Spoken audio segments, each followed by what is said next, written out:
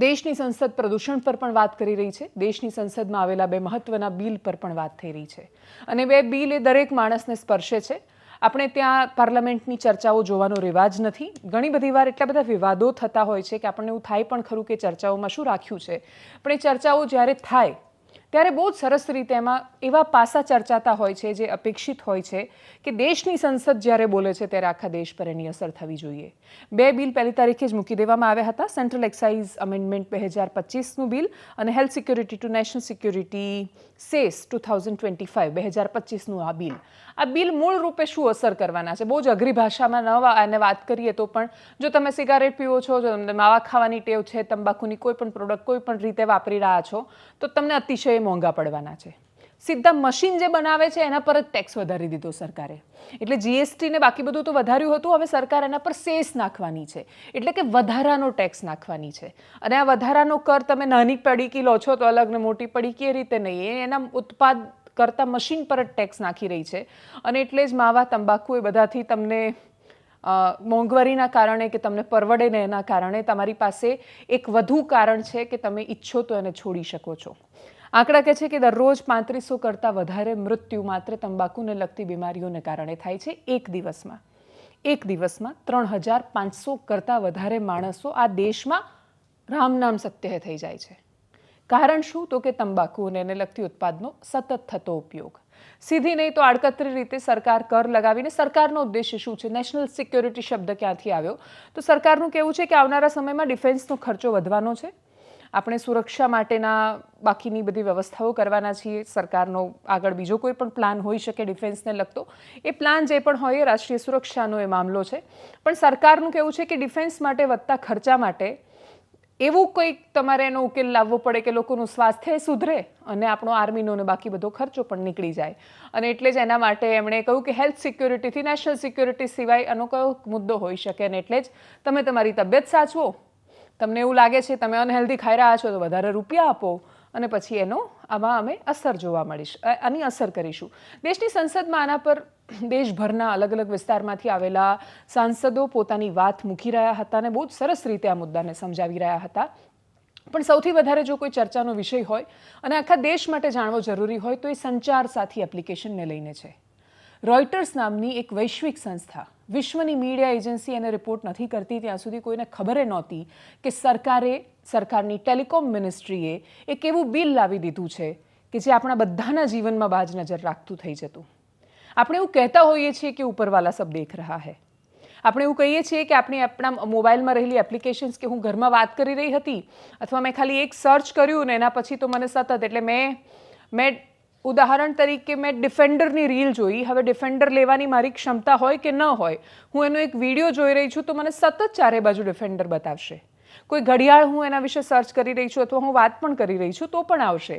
અમુક વાર અતિશયોક્તિ કરતા લોકો એવું કહે છે કે હું તો ખાલી મનમાં વિચારતી હતી કે મારે ફ્રીજ લેવું છે અને મને ગૂગલ પર ફ્રીજની એડ આવવા માંડી કે મને ફેસબુક, ઇન્સ્ટાગ્રામે બતાવવા માંડ્યું.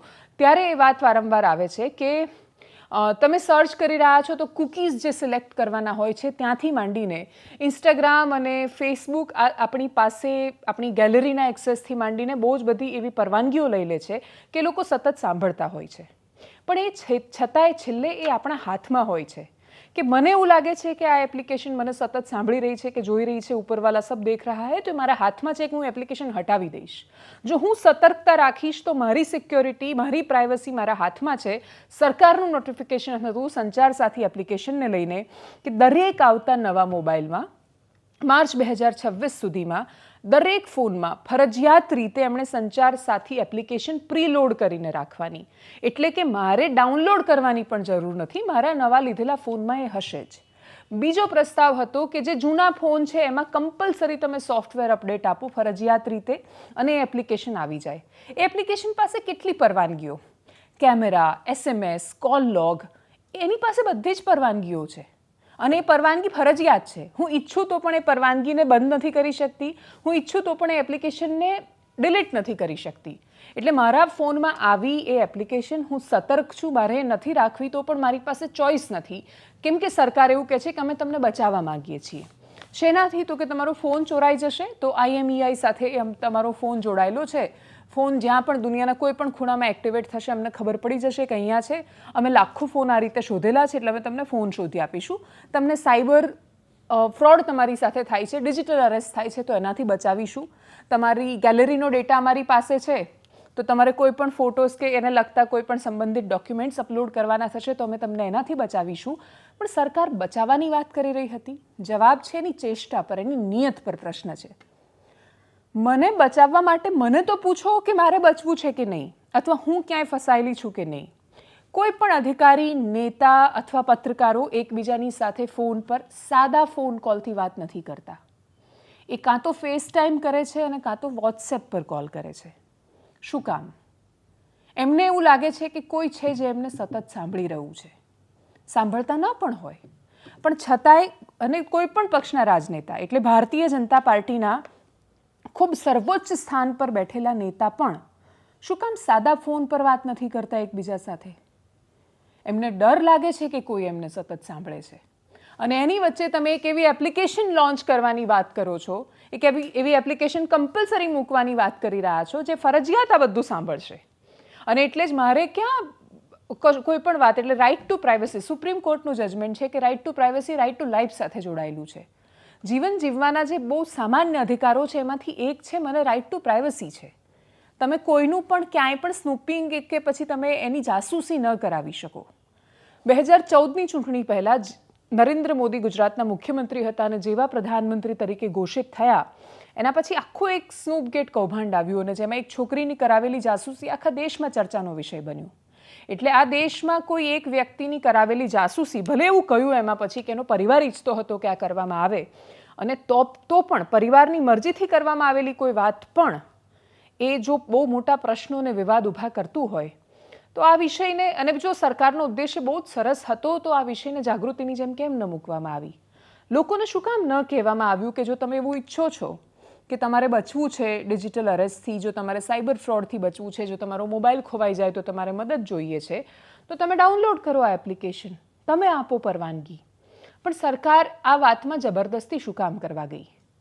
ખૂબ બધા લોકોએ રશિયાના વ્લાદિમીર પુતિનનું ઉદાહરણ આપીને કહ્યું કે પુતિને પણ વોટ્સએપના બદલામાં એક એવી એપ્લિકેશન લોન્ચ કરી જેનો ઉદ્દેશ્ય એવું કહેવામાં આવ્યો કે આપણે બહારની કંપની પર ક્યાં સુધી નિર્ભર કે આધારિત રહીશું.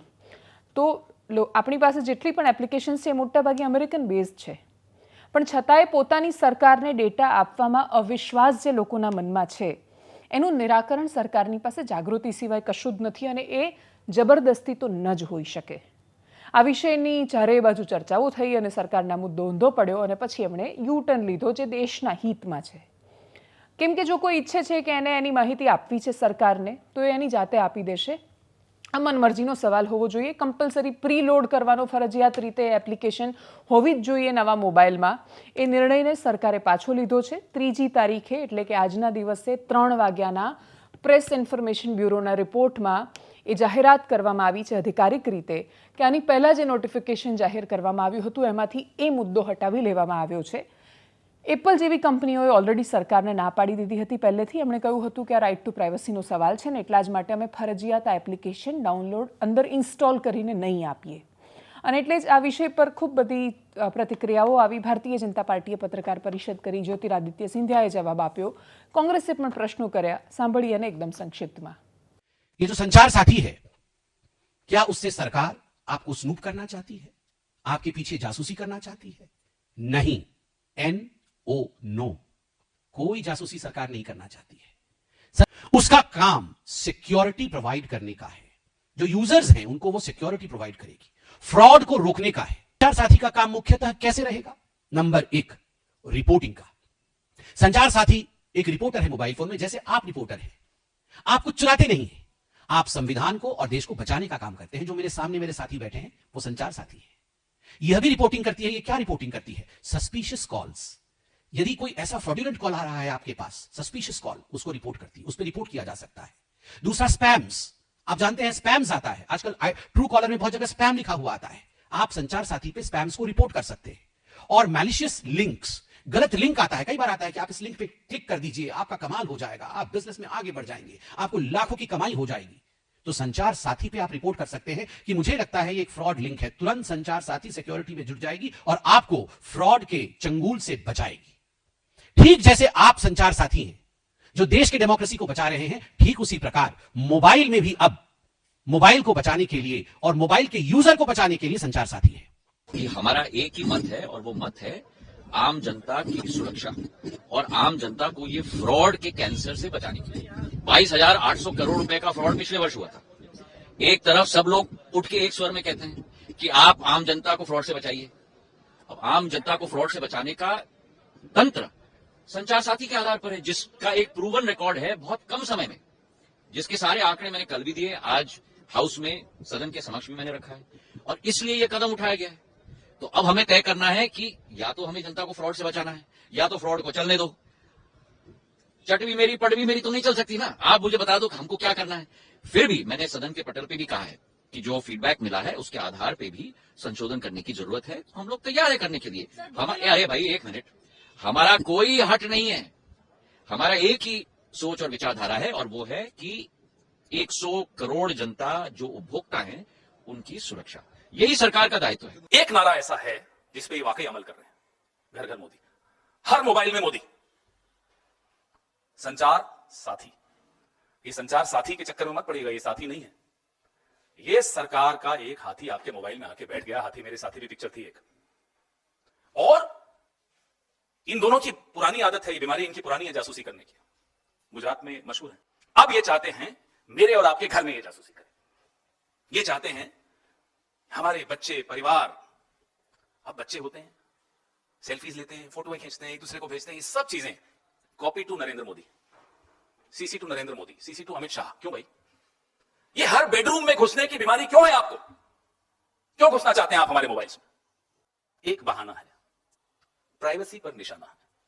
ये असलियत है इस ऐप की, जो प्री इंस्टॉल करना दूरसंचार विभाग ने मैंडेटरी कर दिया है, कंपलसरी कर दिया। अभी तक लिखित रूप से ये ऑर्डर विड्रॉ नहीं हुआ है। આ કોરોના સમયની કોલર ટ્યુન કે પછી ડિજિટલ અરેસ્ટથી કે સાયબર ફ્રોડથી બચવા માટેની કોલર ટ્યુનનો સવાલ નહોતો કે જ્યાં ડિપાર્ટમેન્ટ ઓફ ટેલિકમ્યુનિકેશન ફરજિયાત રીતે એને નાખી દે. તમે ઈચ્છો કે ન ઈચ્છો તમારે કોલર ટ્યુન સાંભળવાની અને પછી જ તમે આગળના માણસ સાથે વાત કરી શકો.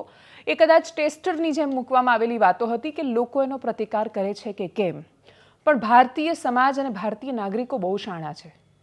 એમને ખબર હોય છે કે જે વાતમાં કોઈનું વિશેષ નુકસાન નથી એની અંદર એને વિરોધ કરવાનો કોઈ મતલબ નથી, પણ જો તમે અતિ કરવા જાઓ છો તો એ નથી સાંભળતા અને પ્રતિકાર કરે છે. દેશની સંસદમાં આ બધા વિષયો પર પણ ખૂબ સરસ રીતે વાત થઈ અને દેશની સંસદની બહાર ઇનફેક્ટ નેતાઓએ આ વિષય પર સરસ વાત કરી. એ સિવાય પ્રદૂષણથી લઈને અનેક મુદ્દાઓ પર દેશની પાર્લામેન્ટમાં ચર્ચા થઈ રહી છે. બહુ જ ઓછા અવસરો એવા આવતા હોય છે કે જ્યાં ખરેખર નેતાઓ એકબીજા પર આમ તૂટી પડવાની જગ્યાએ કોઈ વિષયના નિરાકરણ માટે વાત કરે છે અને એવી ચર્ચાઓ આજકાલ દેશની સંસદમાં જોવા મળી રહી છે. અપેક્ષા રાખીએ કે રાજ્યના ગૃહ સુધી પણ એની અસર પહોંચે. એનાલિસિસમાં અત્યારે બસ આટલું. જો આપ અમને યુટ્યુબ પર જોઈ રહ્યા છો તો સબસ્ક્રાઇબ કરો, ફેસબુક પર જોઈ રહ્યા છો તો ફોલો કરો, વિડીયોને શેર કરો. નમસ્કાર.